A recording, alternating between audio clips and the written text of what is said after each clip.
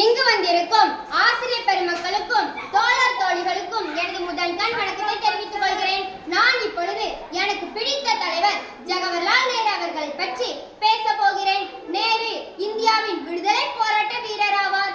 சுதந்திர இந்தியாவின் முதல் பிரதமர் பண்டித ஜவஹர்லால் நேரு ஆவார்.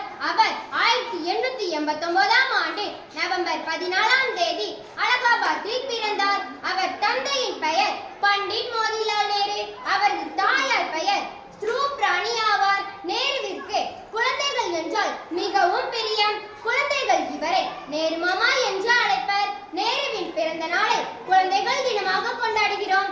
அவர் 8ஆம் தேதி பிப்ரவரி 1916 கமலா கவுலை மணந்தார். அவர் குழந்தைகள் மத்தியில் சாஜா நேரு என்று அழைக்கப்பட்டார். அவர் கேம்பிரிட்ஜில் உள்ள டிரினிட்டி கல்லூரியில் பட்டப்படிப்பை முடித்தார்.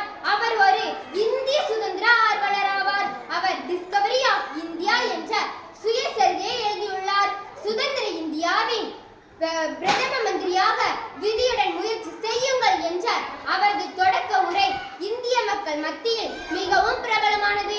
அவர் 27ஆம் தேதி மே 1964 இதய தடுப்பு காரணமாக உயிரை